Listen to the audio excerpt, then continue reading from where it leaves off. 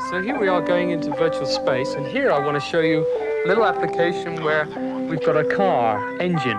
You can be any size, any place, at any time. There is no limit to what we can do. Hello everyone, welcome back to another VR video. I hope everyone had a great New Year's. With New Year's comes awesome new technology, and while we wait to see what is to come of 2021, I want to give my full in-depth review of Oculus Quest 2, which I have used over 4 months now. So let's get into it. Okay, so over the years, I have owned Google Cardboard, DK2, CV1, and tried Oculus Rift S, as well as a PSVR and more. And over the years, there's always one little upgrade when it comes to a new headset, and that is the FOV. Although Facebook hasn't told us the FOV of the headset, it is still pretty obvious that the headset is basically the same FOV as a CV1. Now, I take FOV a bit serious as it does affect immersion a lot, but from playing 4 months, I sort of got used to it and don't mind it as much. The thing that is weird that I have to add is that sometimes I will put the headset on and come back to it feeling like the FOV weirdly changed when in reality it didn't. Maybe that's just me, but I feel more immersed sometimes after putting the headset a few hours later. It's weird, but it happens. VR headsets have been progressing in specs, and I think FOV should be the next step after they fix the screen door effects. Speaking of screen door effect, which means the gaps between the pixels, the lower the resolution, the easier it is to spot the pixel, which is why HP Reverb G2 is so good because it's literally a 4K screen. The Quest 2 is at 1832 by 1920 per eye, which makes the pixels really hard to see. I let multiple friends try out the headset, and I would ask them to do one thing for me, and that is to spot a pixel. Roughly 90% of people that tried the headset couldn't spot a single pixel. The others that did spot were the ones who stood and stared at the screen for 4 minutes straight trying to spot it, which you would normally not do when you're playing VR games. I do gotta add though, when looking at a white surface in VR, it's a bit easier to spot a pixel, but it's to the point where you would have to stare at it for a while to actually see it. Although lenses could technically be added to the screen door effect category, I still choose to separate them apart as lenses are a whole different thing than just a screen. Now, I don't want to talk a lot about the lenses as they are, in my opinion, good. They're just good, except maybe a little bit of glare when watching movies in big screen, but that's pretty much it. Oh my trash.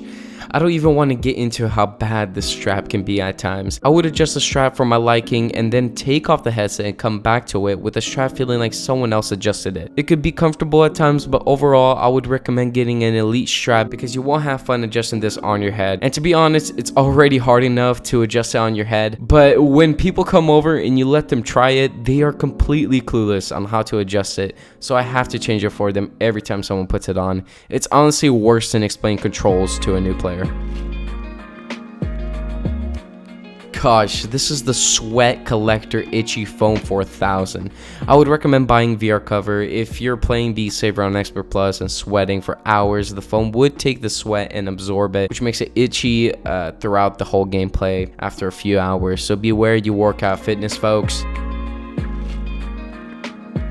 Speakers are in my experience. The loudest volume would result in your headset sounding like it's in a microwave with popcorn on the side. I normally go 2 to 3 bars lower starting from the highest, and when I do, the headset weirdly sounds good. It's not the best, but it's not that bad. Now the microphone in my experience hasn't had any issues just yet, as I can't actually hear what I sound like, but I play lots of multiplayer games and nobody said anything about my mic being weird or sounding like dog poo. Plus I have friends who have a Quest 2 and their mics sound good, so in that department it's a-okay.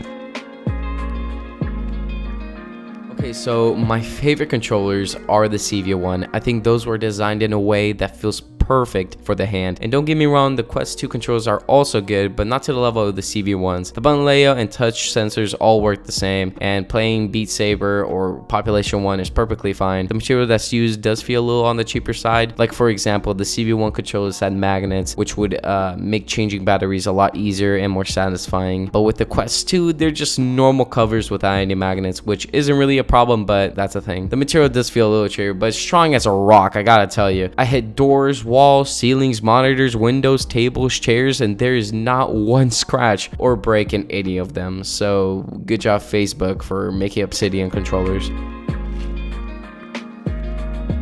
Quest 1 and 2 uses the 4 cameras that are on the headset itself. I personally have experienced multiple tracking errors. When playing games or putting on the headset after taking it off for 1 minute, you come back and the tracking will be lost. Although they lose tracking from time to time, normally when playing games, it's a bit rare to get a random tracking error. Getting tracking errors could be from multiple reasons, like the lighting in your room or weirdly Christmas lights. I took my headset to a buddy's house and he had the Christmas lights on top of his ceiling, and when I put that headset on, the Quest thought that those Christmas lights were the controller lights. But overall, the tracking isn't that big of a deal. I don't get them that often and I play games perfectly fine, even when putting my hand behind my back.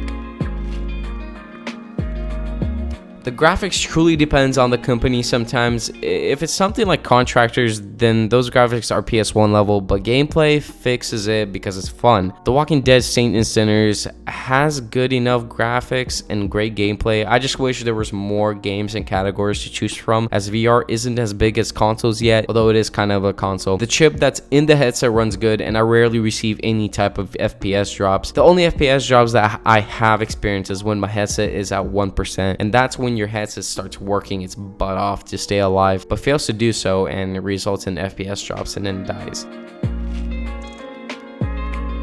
Cleaning on the headset is really easy. Grab a cloth, wipe it down, it's easy, a-okay. When it gets on the strap though, it's not going to be as easy as it is with a cloth. When it's on the strap, it's like sucked into it and you won't really be able to take that off. You're going to have to do some type of work on that strap. That's why the Elite strap will be a better option there. Cleaning your headset isn't really hard, as well as the lenses. Those are easy to clean. 1, 2, 3, wipe down with a cloth. Anyway, I hope you all enjoyed that little in-depth review of my personal experience with the Quest 2. I hope all of you had a great New Year's. Don't forget to subscribe if you're new to this channel, and I'll see you all next time. Bye bye.